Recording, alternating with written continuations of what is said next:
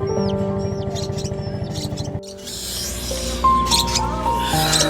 guys, kanina umaga pagkagising ko, sabi nahulog daw yung pinaglalaga ng inakay, which is eto nga. So kumonti yun naman at nakalaglag to lahat. Hello, ang mahirap dito guys, wala yung inakay. Sabi sa akin, pagkahulog daw, bumukas.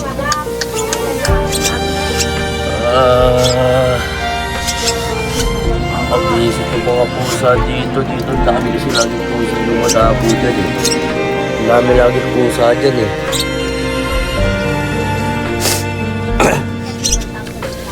Makapag-iisip ito. Bakit nung umaga ko guys? Hindi ko alam gagawin. Nakita ko yung mga pusa na yan. Wala akong pakisasabihin nyo kahit dumiyari. Nililigaw ko yan. Nililigaw ko sa malayo pag nahuli nyo. Sumusobra na kasi ang mga pusa na yan. Lagi ko nakikita dito talaga yan. Pag nahuli ko talaga yan, kahit isa sa kanila, nililigaw ko talaga yan. Tatali ko sa gubat. Walang makabalik-balik.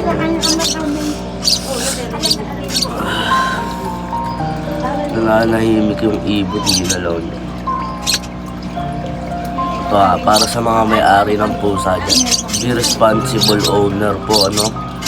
Kasi hindi lang po isang tao yung nagsupervision ng mga pusa, ng mga alaga. We know and I know na ayun yung instinct nila, pero ay alagaan ng maayos po, no? Kasi hindi lang po kayo yung mapipervision na ito. Napakalaking bagay kung kayang sirain ng mga pusa na basta nakawala po yan. Alam naman natin yan, diba? Maliban sa pangunguha ng ulam, siyempre patay. Pati yung sisiw. Yung sisiw, hinila yung paa.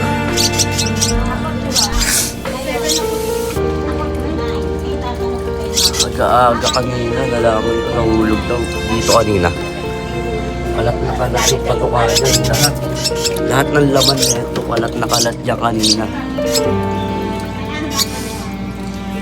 Kagabi, napakain ko pa yun eh. Kakapakain ko lang kagabi nun eh. Last napakain ko kagabi. Nagtaka talaga ako bakit. Nung gabi, naririnig ko na meron parang umiiyak na pusa dito. So sabi ko, sinalis ko lang.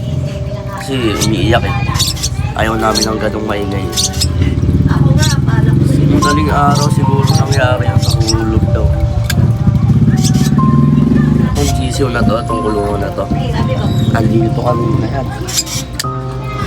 Kakainis. Yan, ilalagay ko dito yung picture nung inakay na yun. Lalagay ko siya dito. Ayan siya. Ayan, papunta sa akin yan, wala pa talagang balahibo. So, pero nakita ko sa yung magulang, o balahin yung magulang. Kaya sabi ko, kunin ko na kahit wala pang balahibo kasi handpid naman. Para pagmulat mismo, sa amin na mismo mamulat. So yun, medyo, makikita nyo medyo labas na yung kulay niya kasi matagal na nga sa amin. Kaya, yun, ayun mahirap. Kung may nagpalaki, nag-aalaga, papatayin lang basta gano'n ng mga puso. Baka ano naman ng mga puso natin.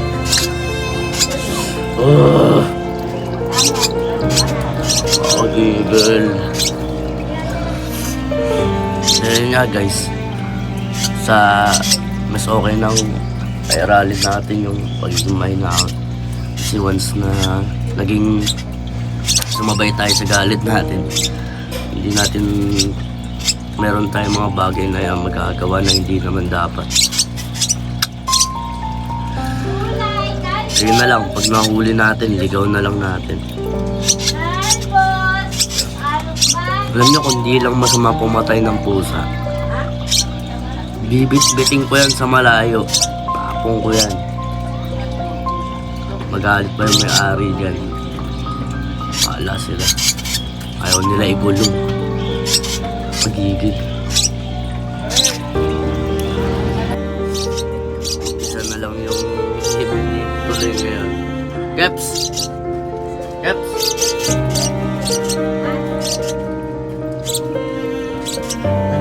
Mamaya kang pakain.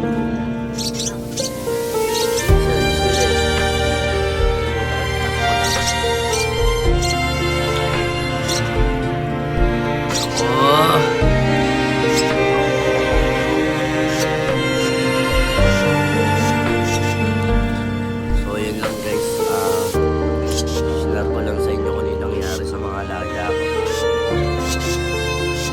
Hindi na ito mahuhuli, mapangako din na ito mahuhuli. Wala nang pusang makakakit dito. Patay sa pusang umakit dito, gawin talaga guys. Galit ako sa pusa ngayon. Wala akong sasabihin. Kakainis.